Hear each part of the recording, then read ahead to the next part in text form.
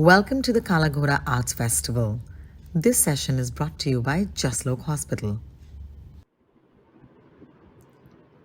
Welcome to a special episode of Dial M for Films at the iconic Kala Ghoda Arts Festival. Kala Ghoda is the cultural heartbeat of Mumbai. We at the Geomami Mumbai Film Festival are thrilled to partner with Kala Ghoda this year. Hats off to Brinda Miller, Rohini Ramanathan, and team for pulling this off despite so many challenges. When they asked me to curate a session for the festival, my hunt for the perfect guest led me straight to Tahira Kashyap Khurana, someone I've always wanted to talk to. I remember that years ago when I came across Tahira, my first thought was, where has she been hiding all this while? She was honest, relatable, real. Today, her tribe of women have grown, but at the time she decided to chat about insecurities, self doubt, and struggle, it was a very rare thing. Since then, Tahira has come into her own space as a storyteller. She's a filmmaker in motion, a vocal cancer warrior, a prolific author. She's comfortable in a personal and creative partnership with husband Ayushman Khurana and has also co founded Indian Women Rising with Ekta Kapoor, Guneet Munga, and Ruchika Kapoor Sheikh to propel, encourage, and enable stories about women told by women. Tahira Kashyap Khurana, welcome to Dial M for Films at the Kala Ghoda Arts Festival. Thank you for making the time for us. Thank you so much, Smriti. It's such a pleasure talking to you every time.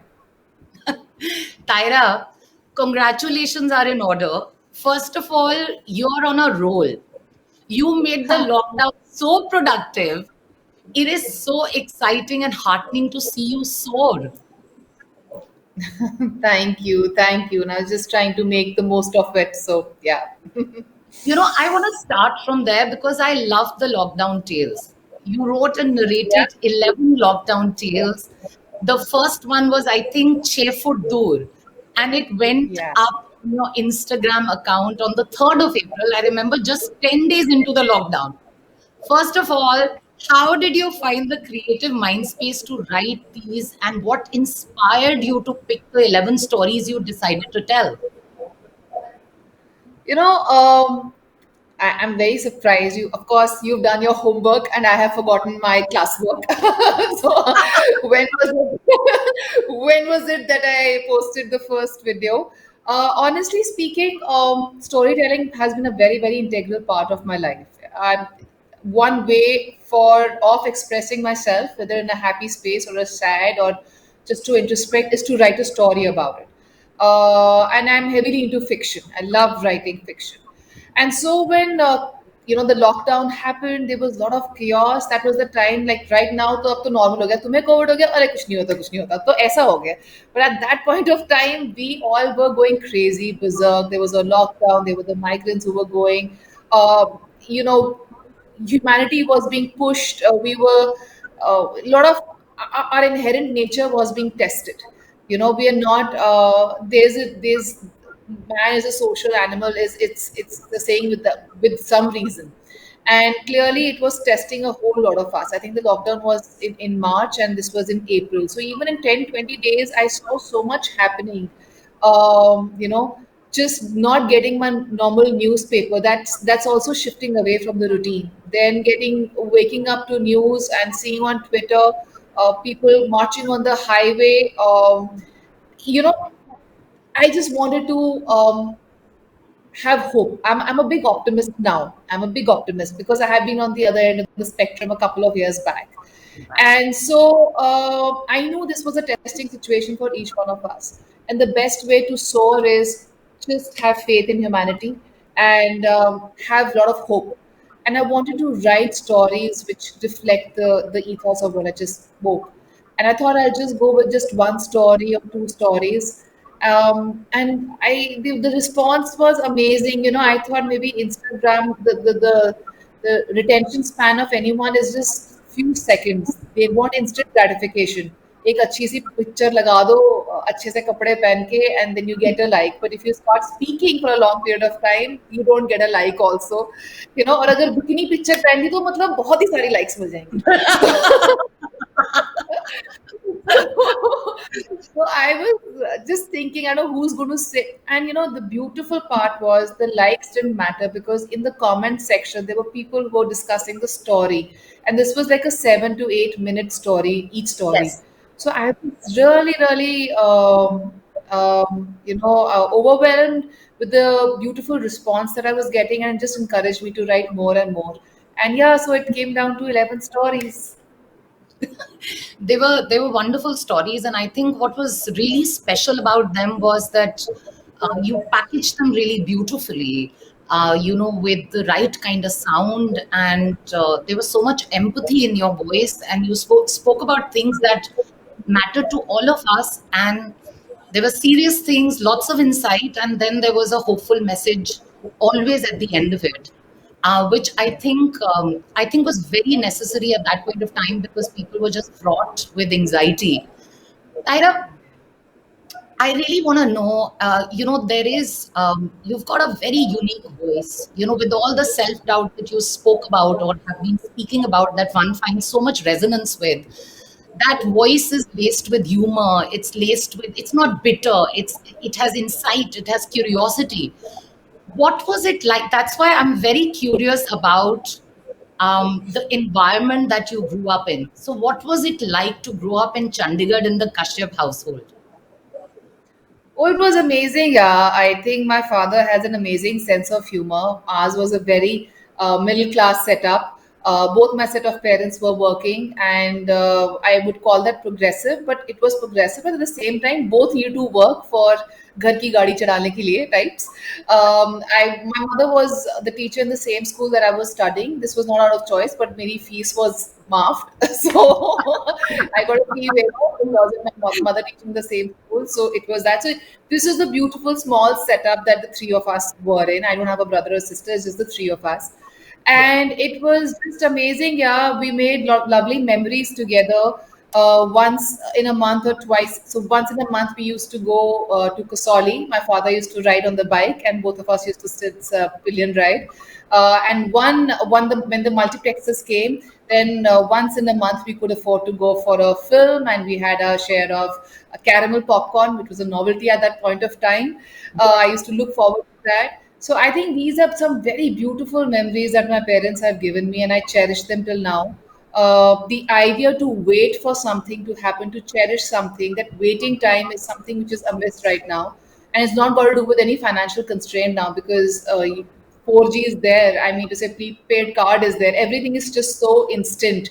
But that was the time, the period that I grew up, a 90s kid, used to wait for something and used to cherish that beautiful moment. So that was what I grew up in. My father is very, very progressive. Apart from my mother working, he used to chop vegetables in the evening for my mother to come and cook. That's the kind of setup that I have grown up in. My father is a journalist and my mother an educationist.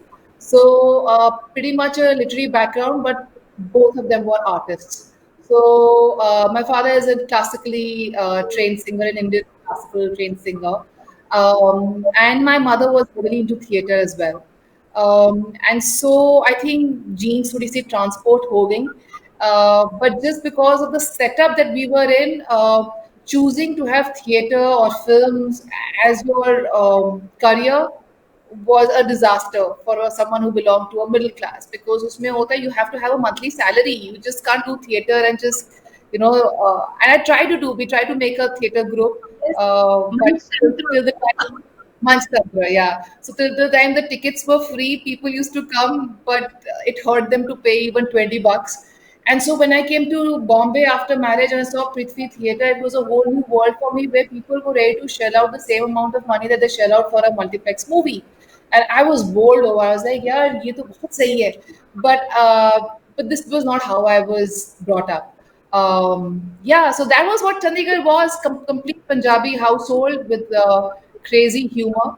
And so I just feel I grew up as a goofball as well. I was a goofball of my group, whether it was in school, college, or even in university. So I was like, person who would crack up jokes or make everybody laugh. And that's how my husband wants to put. He says, you're a you're a funny woman trapped in a hot body. Something like that he used to tell me at that point of time. And I always thought as like I was just a goofball. So now, when tragedy or when some obstacles or some challenges they come across a person who has a sense of humor, in retrospect, it always becomes humorous. Tragedy, in retrospect, is always humorous, I feel. So I think that's become my voice now. In a lot of my writings, whether it's for book or columns or podcast, whatever I'm doing, whatever piece of work I'm doing, I feel that sense of humor is the backbone of my storytelling. Particularly when these pieces are got to do with in person. But when I'm writing stories, like how the lockdown tales, they were very emotional and very philosophical in a way. So yeah, there are two people in me. Sorry, I'm very boring. Smriti, कुछ और पूछो यार. No, absolutely not. Listen, Also bore what हो I love गई. about your life, what I love about your life is, the thing is, I'm sure that it was hard when you were trying all of these things, but when I'm looking back at it, when I'm reading about it, it takes a special kind of courage, Tahira, to consistently try different things to figure what is it that is going to lead you to your purpose. You went in a lot of directions to find that one thing that you're passionate about. You did PR. You opened a small event management company. Of course, आपका एक card भी था जिसपे CEO लिखा हुआ था. उस company में एक ही था. मामी जैसा हाल था. हम लोग भी लोगों को कहते हैं talk to a marketing team, but उसमें एक ही बंदा होता है.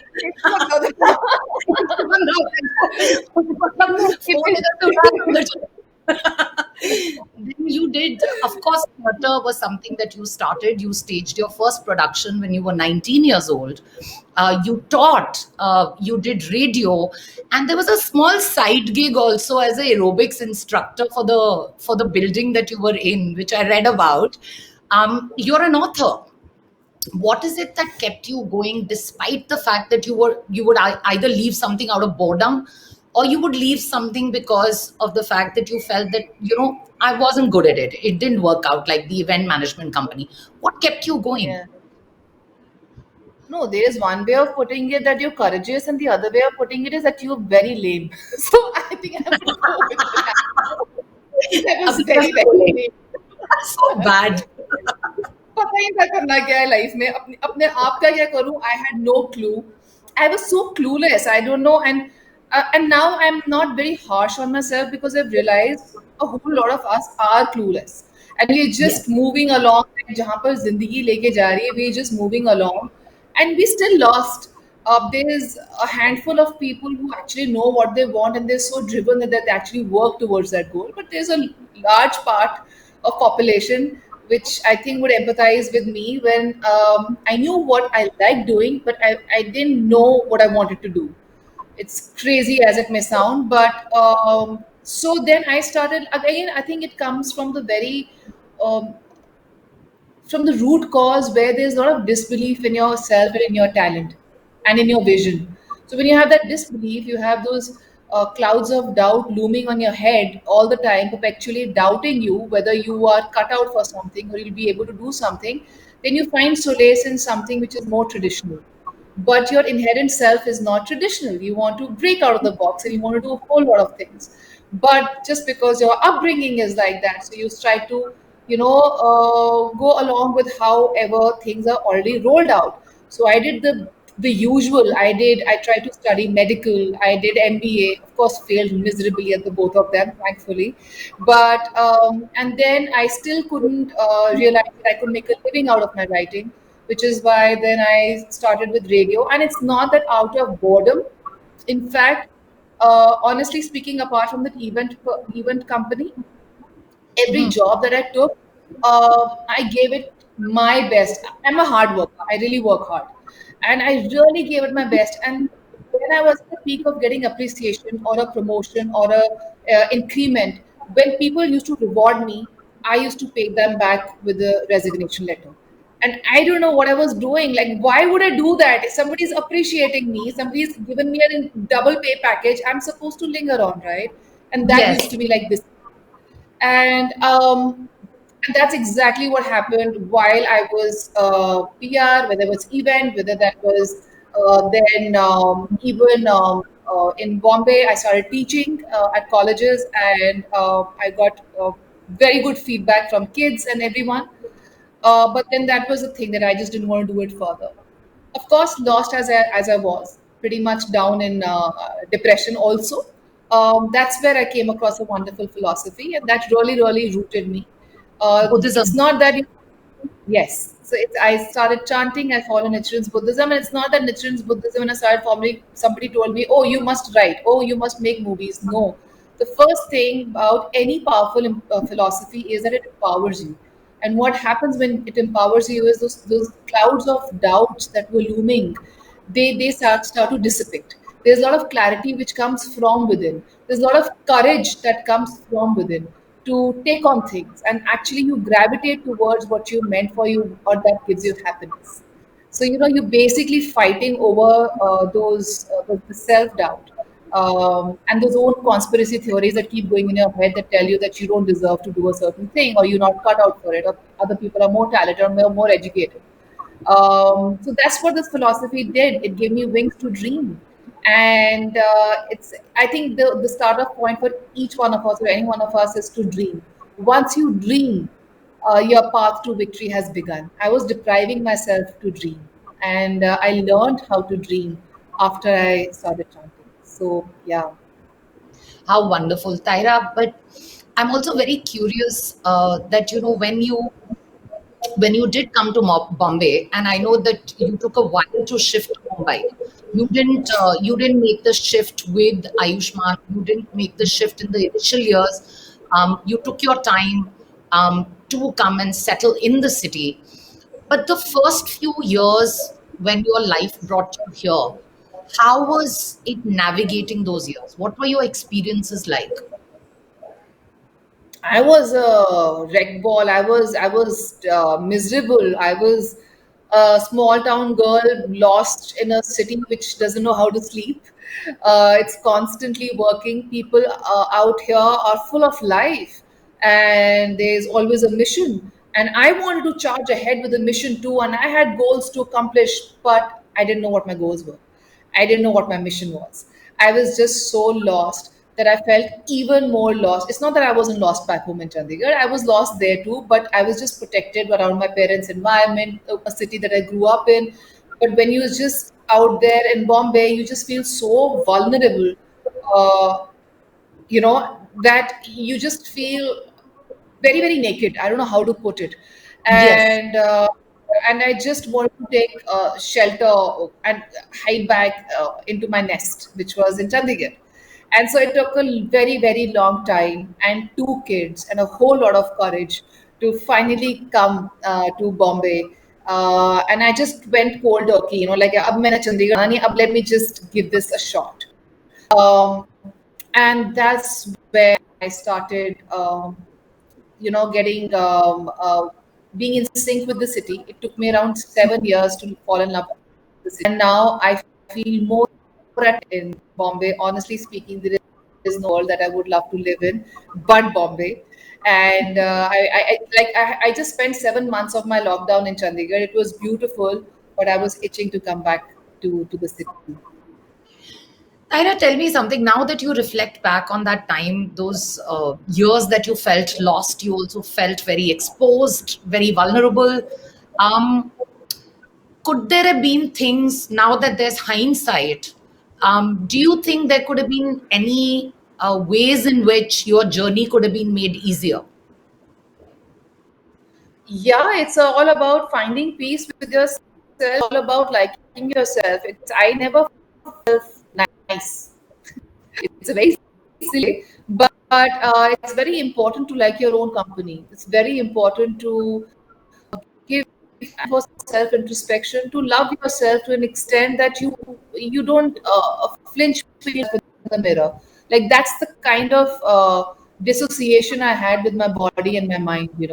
Like, I can't look in the mirror beyond 5 minutes. I was like, okay, chalo, types.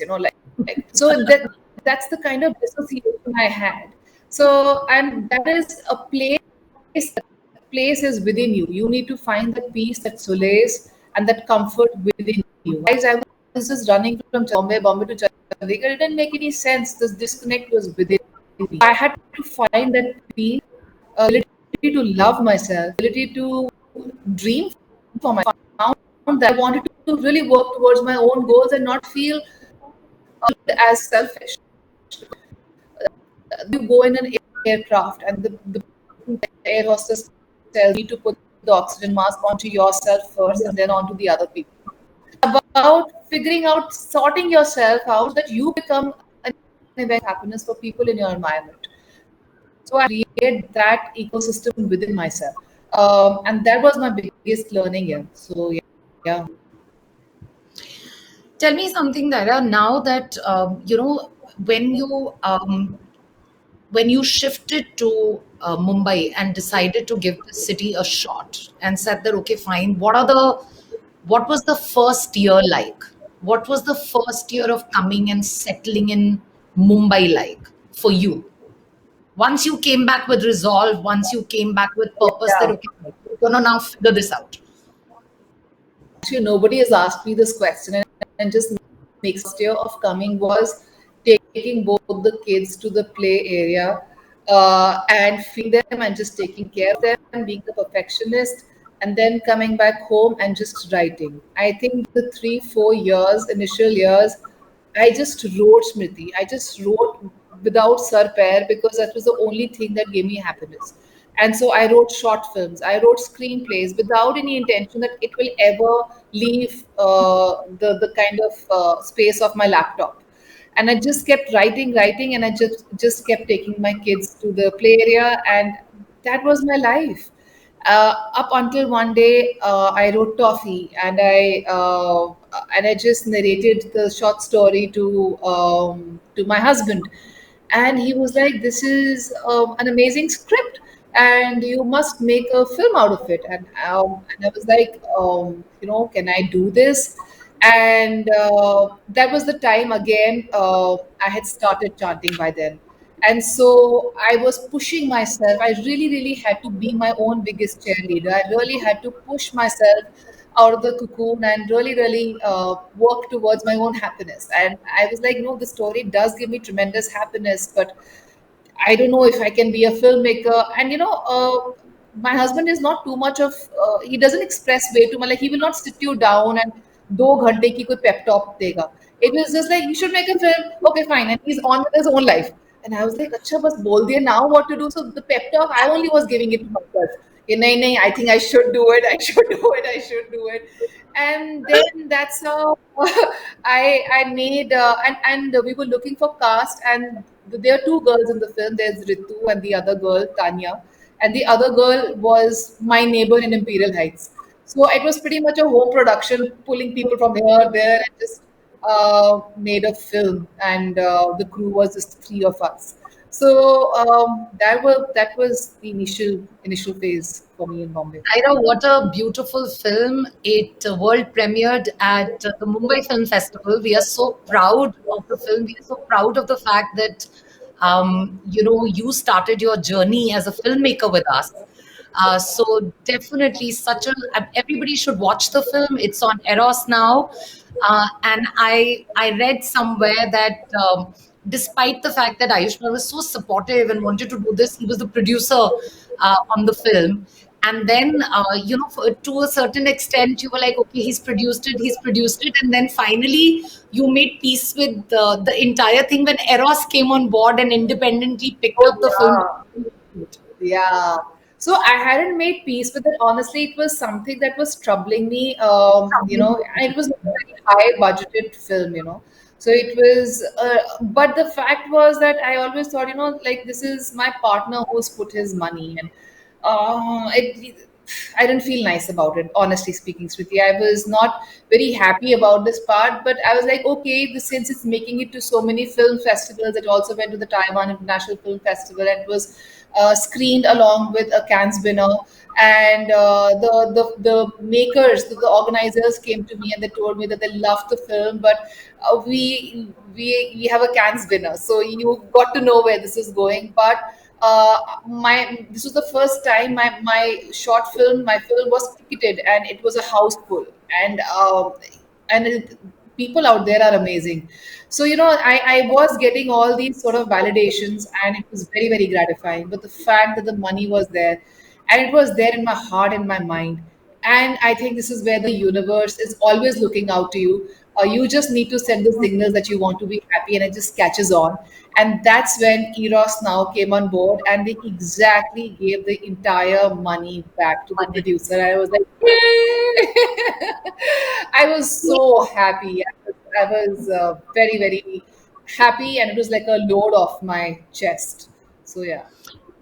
Tyra, one thing I just want to know this personally because I'm surrounded by amazing women like you. Amazing women, absolutely incredible. When I look at them, I'm like, oh my God, you're beautiful, you're intelligent, you're multi talented. But I see the self doubt that you speak about in all of them. I'm not excluding myself, but it's literally every incredible woman I know possibly convinces herself every day that she's not good enough. And Yeah. we literally have to sit down and say, no, you are, So each woman is doing that to the other. So I really want to know that do you think this self doubt is a people thing or is it a gender thing? I think it's a people thing, but it is more nuanced in women. Honestly speaking, it is a patriarchal setup, and it's the patriarchy is very, very deep rooted into the DNA of our being. I feel so. If a man makes a mistake, it's like, oh, kuch nahi hota. He'll figure it out. Let's give another chance. But if a woman does it, immediately a label of being incapable comes in. Like, you don't have seconds when it comes to a woman, because that already you've got your first chance, and the first chance was also given to you with a lot of thinking, lot of skepticism, after a lot of pondering. It was not an easy go. It was not an easy thing for the trustees or the meetings or the producers to just okay a film for a woman director to helm. It's not easy. Till date, it's not easy. So, and to have a female boss. So I think for women it's just like एक chance मिला है, इसी में करना है, इसी में करना है. That's pressure. That's pressurizing, because beyond a time then you also start feeling, should I fail? Maybe I'm not cut out for it. So I yes, and it is more skewed towards women feeling lesser about themselves. I don't know how men are so confident, or is it a garb that they have? It's something that I really, really wonder about. कुछ फर्क ही नहीं पड़ता है कई बार. Like being a parent too. Like you so guilty all the time. We are so guilty as a species. We're just so guilty all the time. Whether you're married, whether you're not married. So if you're not married, then the guilt, you're not spending time with your parents. If you're spending time with your parents, then where's my career going? Always, you're always torn in between so many worlds. And if you're married and you have kids, then it's always guilt towards whether if I'm spending too much of time. Like right now, also I'm talking to you, and my part of the brain is thinking if my children are eating the snack, eating snack, really. But my skinnier half is who's no longer skinny now. He's all beefed up. He's shooting, and I'm very, very sure no thought is crossing his mind whether his kids have had their French toast or not. But this is amazing. No, this is a conditioning. But I don't think we should blame the men, but we should just blame ourselves for not being relaxed enough, for not sharing the load, and not trusting the other gender too. So there's a whole lot of things, whole lot of angles when it comes to why we as women feel insecure from not given second chances, let alone first chances. Ulta, huh? So not given first chance, also let alone second. To always having to prove. I have seen people who are amazing, like you, Smriti. I'm surrounded by amazing women too, but it's always that no matter whatever stage they're at, it's always they still have to prove themselves time and over and over and over again, which I think is unfair. I mean to say, any woman, just like any other man, should be allowed to falter, should be allowed to have a weak moment, but people should have the faith that this person will bounce back, you know. So it's a very, very deep rooted thing.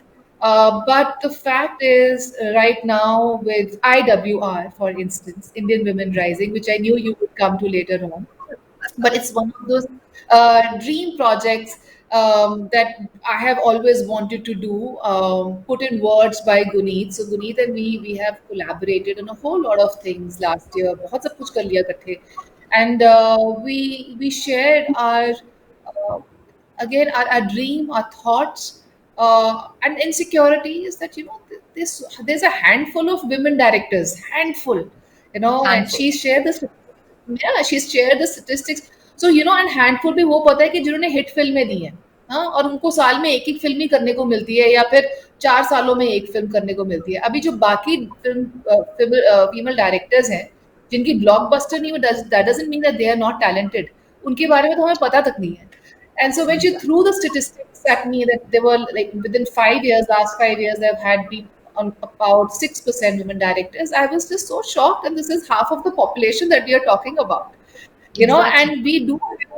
There is a different lens as craftspeople, as a director also, or as a writer also, that you have towards filming anything. I'm not necessarily saying women-oriented stories, but filming anything, you do bring your own experience and your own uniqueness to it.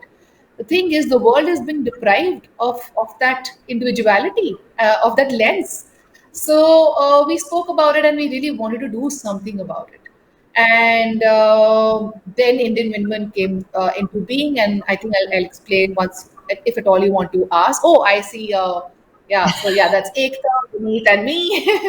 And Indian Women Rising came into being, the collective. Guneet just gave me a call one night at 12 o'clock, and all our conversations, when it's like, it requires my attention. She says, "Suno," and I was like, "अच्छा कुछ तो होने वाला है." So she says, "सुनो, ये एक film है, हाँ, ये एक short film है, छोटी सी है, जरा देख लो."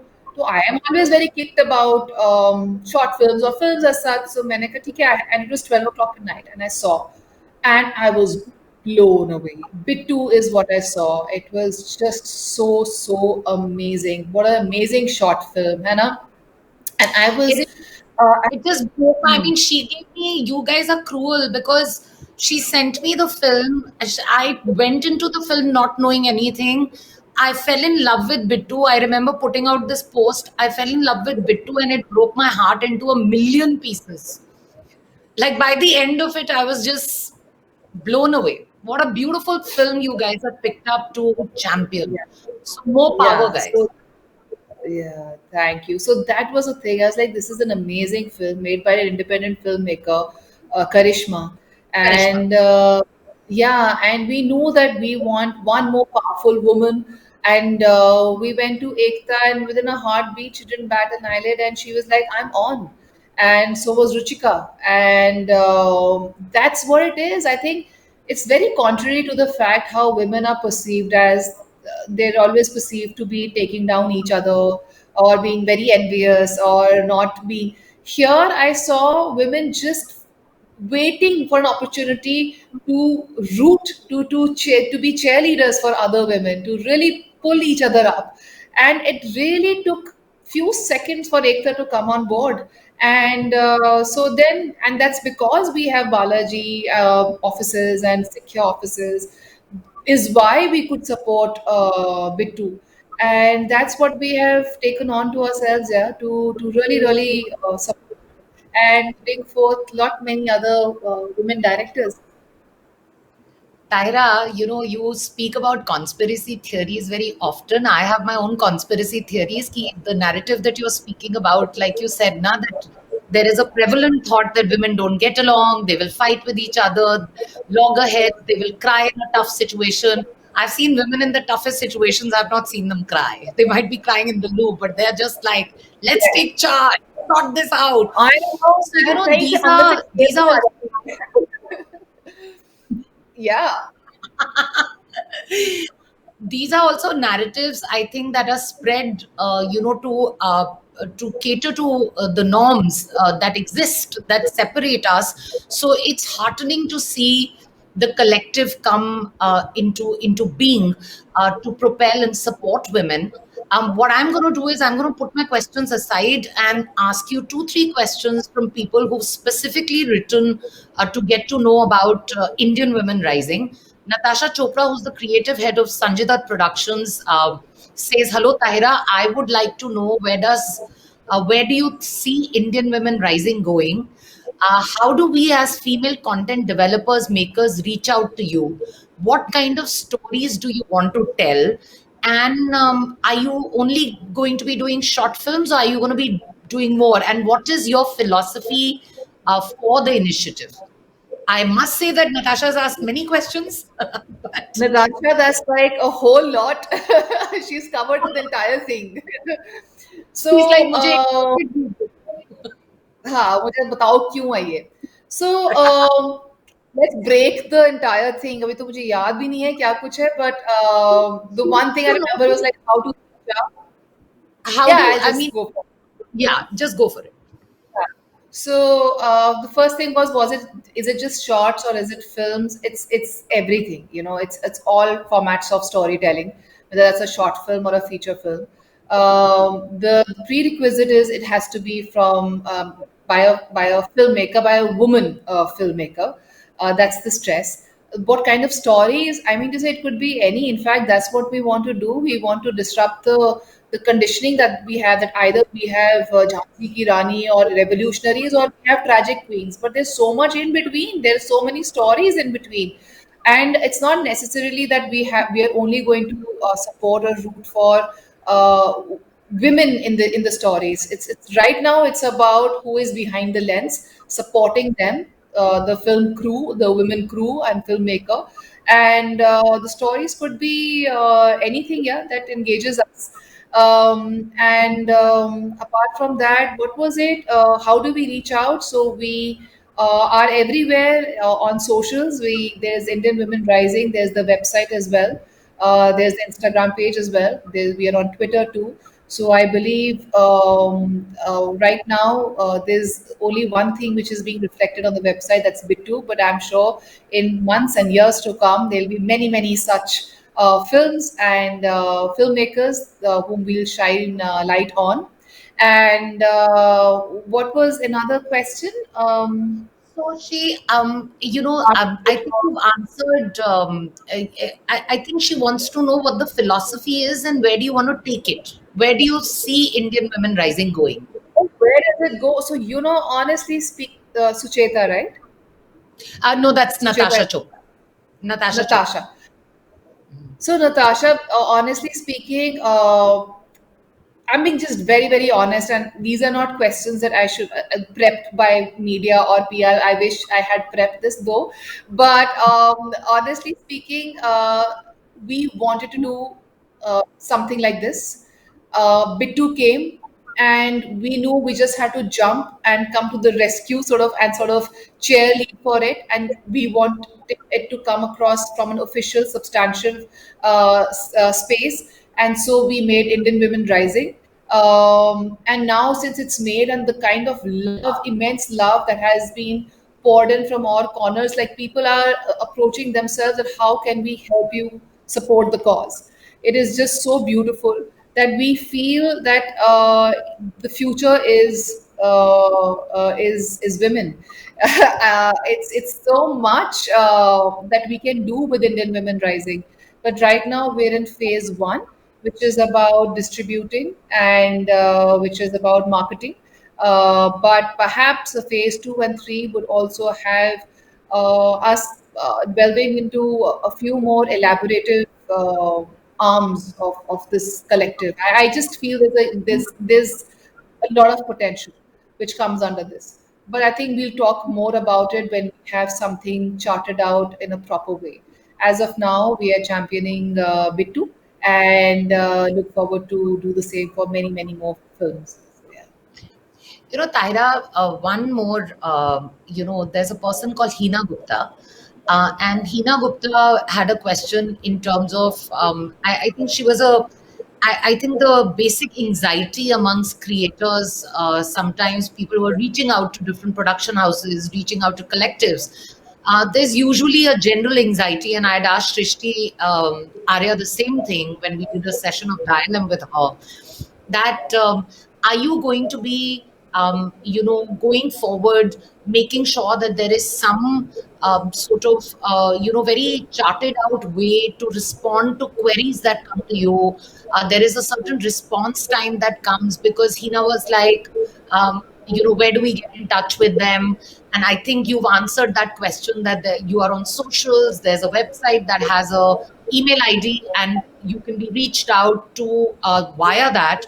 But is there a way in which you are chalking out, responding to people that write to you, because you know that you are in for a deluge, right? Yes, absolutely, and we really look forward to that. Yeah, very honestly speaking, we are waiting to see more and more, and be exposed to more and more content. And really, we do, and I do understand how intimidating it can be when you have written something and you need to take it places, and there's gatekeeping actually every aspect, at every process, at every stage there is gatekeeping. So here we also, eventually we want to get into a zone where we can also help independent filmmakers know about what all funds are available. At times you as a filmmaker don't even know how should I make my film, or I have a script but I don't know the kind of funds that are available, the kind of places that I can actually seek help from. So eventually we do want to get into that space where we really make things easier for women, for independent women directors to actually bring forth their content. And this channel is definitely going to be open, and there's going to be, I'm sure there's going to be something which is going to be organized, and we already have a whole lot of queries. But it's a work in progress. If you see, we're just 2 weeks into existence, and there's so much work that is being done and so much that needs to be done. But I'm very very sure that this collective should really put at rest the anxieties of filmmakers, because I am one of them, and so is Guneet and Ekta. And though they both have production houses, I really empathize with struggling content creators and makers. So I understand how intimidating it can be, and all the efforts are going to be in the direction of making things easier and smooth and all chalked out for everyone. Tyra, I love your Instagram feed. I'm sure there are legions of fans beyond me that love your Instagram feed, because there's always some home truth, or there's this, little nugget of humor that you need through the day, and then suddenly something will pop up, and I'll be like, oh my God, complete resonance there. I remember you putting up, Pinny came out last year in February, the beautiful film that you directed with Neena Gupta in it. And you put up a post on Instagram, and you said that there's been a 2 year gap between, 2 or 3 year gap between Pinny and my last film as director. But guys, forgive me, I was busy saving my ass. Yeah. As much as I wanted to make films, but it was important to save myself first. And yeah. I read that and I just wanted to hug you. I said, somebody talking about surviving cancer in that way just fills you up with so much hope that, but the thing is that no matter how much sympathy or empathy, or how much we want to be with you, or wanted to be with you in spirit at that point of time, and everybody must have been supportive around you, you went through that journey. You said somewhere that it's a very lonely journey. What made you share your journey through that phase? I don't quite remember when I said it's a lonely journey, but definitely as much support and congenial environment it is there for you, the physical pain and the ordeal is very, you're the only one who faces that. Perhaps in that sense, I said Yeah, it, in that but you meant it in that sense. Yes. yeah, yeah. But genuinely, I had my heart doors open. Like both my auricles and ventricles were open and they were exploding. A lot of love and happiness. I don't know where that sense of courage and gratitude comes from. The only place that I feel I can attribute that to is my practice of Nichiren's Buddhism. And because that's one way of looking at your obstacle. They say whenever a challenge comes your way, it's look at it from the lens of that it's come to teach you something and make you a better version of yourself. And so I was very, I was determined in my head that this is the only reason this is coming in my life, and I made it into my mission.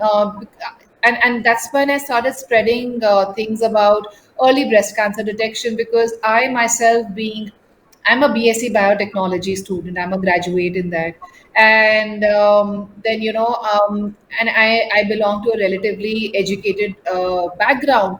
Despite all of that, I endured my symptoms for a couple of months. I mean to say, with God's grace, there has been protection, and things didn't really went really bad.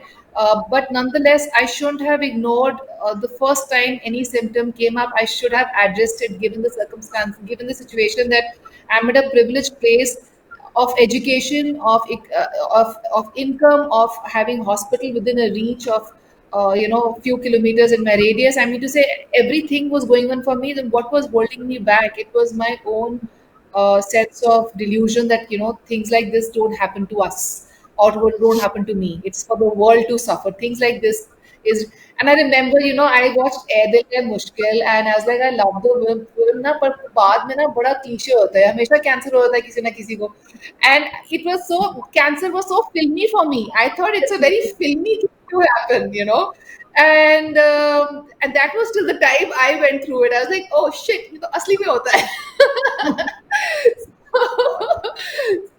Yeah, so, and I think that's and when I never had the thing that I'm going to share this with everybody, because all of us are dealing with some shit or the other.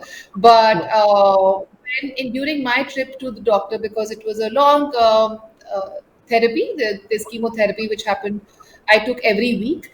And when I was speaking to the doctors, that's when I came to know that there are a lot of women who have succumbed to this disease because they ignored their symptoms for the longest time.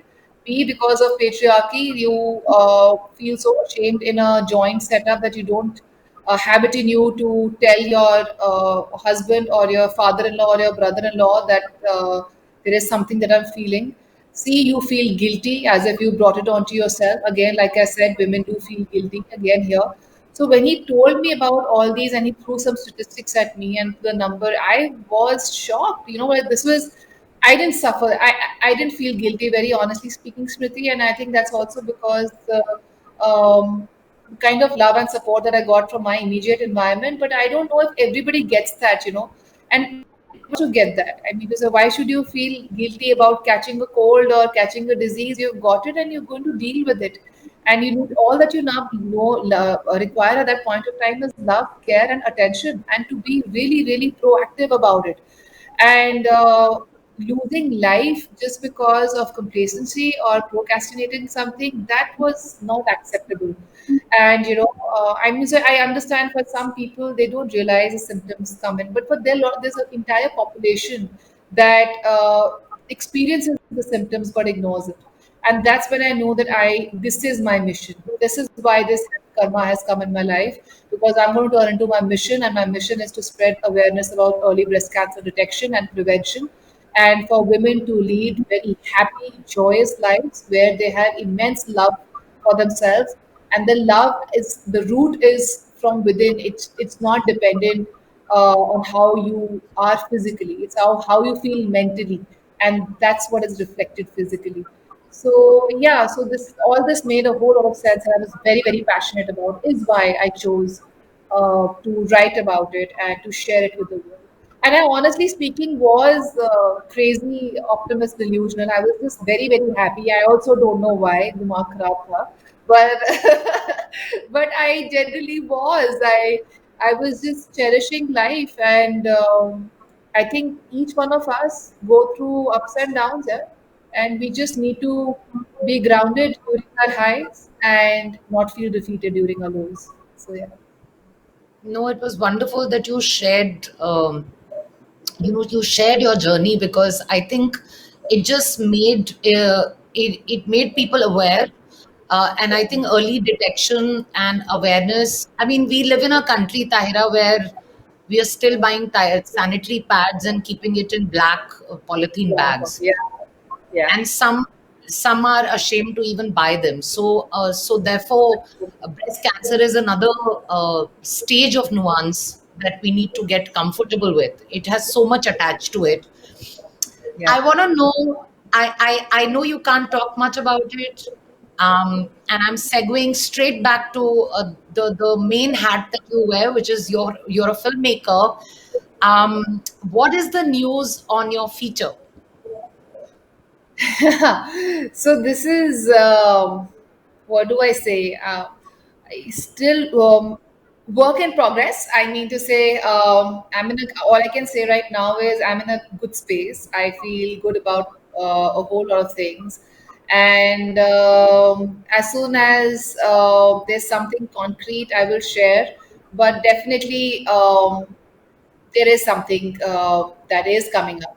And let's get to that stage before I share. But this is essentially what I like doing. I like writing, making stories, and whatever medium it is, I'm going to keep throwing some stories on you, on people through some medium. We are waiting. I'm going to ask, I'm not going to take much of your time now. I'm going to ask you two important questions, and then, of course, wrap up the session, let you go back to the kids and your writing. Um, I wanted to know that, I read your book. First of all, I loved it. I really enjoyed it, The 12 Commandments of Being a Woman. So, my question to you is, everybody should pick that book up. It's beautiful. I picked it up for my niece. I really want my niece to now read it since I've read it. It's a wonderful, wonderful book. And Tahira, thank you for sharing so many things that you've shared in there. That I felt that my 15-year-old niece definitely needs to read it, because it'll caution her for many, many things going forward. And also, it has delightful stuff in it, honest stuff in it. I wanted to know that you said in there, you wrote a line. You said that I made friends with my husband's career. Uh, was making friends with his career, do you feel that once you became comfortable with your purpose, making friends with his career was easier, that the two things happened at the same time? Yeah, absolutely. No, no, you're first of all, thank you so much for such lovely, kind words for the book. I'm so glad that you liked it and you've recommended it ahead. I hope your niece enjoys it too. I had a blast writing it and pretty much went unfiltered on that one. And when it comes to my husband's career, yeah, I think there was a deep rooted insecurity that stemmed from within me. And I, right now, I'm just thinking that had he been in any other profession, I probably would have had a problem there too, because the problem was within me. You know, the unhappiness was within me. And so you're right, the two things were absolutely interlinked. I came a long way, but that was my journey. I will not disregard it. I will not sort of say that, I wish I had my learning back then. It's been my journey and I totally respect it. Uh, but I'm just so glad that I have progressed and evolved as a person. I won't even say as a wife or as a mother or as an artist or as a creative person. As a human being, I feel that I have evolved, and that evolution comes from the fact that you need to live and you need to let other people live. You need to be happy, and at the same time, you need to be working for the happiness of other people. And it has been my husband's dream to be an actor, and I'm just so glad he's found his calling. and he always knew his calling and he's worked towards it. And if at all today he inspires me with the kind of passion that he has towards his work. It's unbelievable. It looks like every time he goes to a set is as if he's going to his first film. That's the kind of nerves that he also gets, and that's the kind of excitement that he has. And it is just so amazing. And I have realized that I have the same level, and I never, and that excitement was missing in my life when I took two different careers. That lovely spark wasn't there. And I feel that today, like whenever a piece of work is coming out, whether even it's in the form of a column or if it's, there's excitement in about sharing my work, and it's excitement in making films.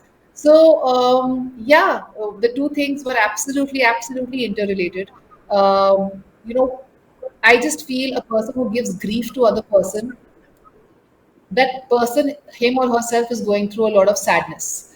So, if there's someone in your environment who's giving you grief, our immediate reaction is to curse him, "Kya bakwas hai ye?" Mhm. But but to realize any person who's in a happy space will not give you that grief. The person has really got to be suffering, And I was that person. I was suffering from within, and which is why I became a source of suffering for my immediate environment. And when I worked on that, my external environment completely reflected what I felt within. So I really had to work on my heart, need to make it shine. So yeah. Tyra, you're shining bright. That is a matter of great pride for us. Thank you for finding your purpose. We look forward to stories after stories after stories. Do not stop the wonderful Instagram imprint. Do not stop being the person you are, because those. I also, one person wanted to know. I think Priyanka Singh wanted to know. I before finishing, look how greedy I am to talk to you. She wants to know what prompted you to write the book 12 Commandments of Being a Woman. No, I wanted to write, and I had written three books before that as Books. well. Yeah, and so then I started writing. I wrote a few pieces for Mirror, for Midday, and I started sort of with my Instagram. I started writing a lot of things, and that's when few editors wanted me to write pieces for them for some newspapers. And that's when Chiki Sarkar, she is the publisher at Juggernaut, and so she gave me a call and she's like, "I love your voice. Can we do something about it?" And then we really got cracking. We discussed and we jammed, and then we figured out that this is where I want to go. I want to share how it is being a woman, but in the most fun, happy, crazy space, which truly all of us do have our own quirky stories to tell. So I think it just came from a good jamming session with my publisher, and then I wrote one chapter, and that's the chapter of the first book too, where I was just obsessing about the periods and about really I was fretting कभी मुझे bra पहनने को मिलेगी कि नहीं मिलेगी. So and my publisher had a laugh, and she was like, "Do you have any more such incidents?" I was like, "My entire life has been full of such incidents," and she was like, "Then good, pen them down." And I started writing and tried managed to finish the entire book in the lockdown, so that was good. So yeah. देखो जी, Chinese खाना खाना मत छोड़ना. If you want to know what Tyra and I are talking about when we say Chinese खाना खाना मत छोड़ना, तो किताब खरीदनी पड़ेगी. है बिल्कुल बिल्कुल. एंड चाइनीज अगर नहीं छोड़ोगे तो प्रेगनेंसी भी होती रहेगी बार बार. So you have to be careful. Now to know more, you must read the book. Tyra, thank you so much for giving us so much time. It's such a pleasure to Thank you. talk to you. Likewise, Smriti. Thank you. Have a lovely day ahead. Thank you. You too.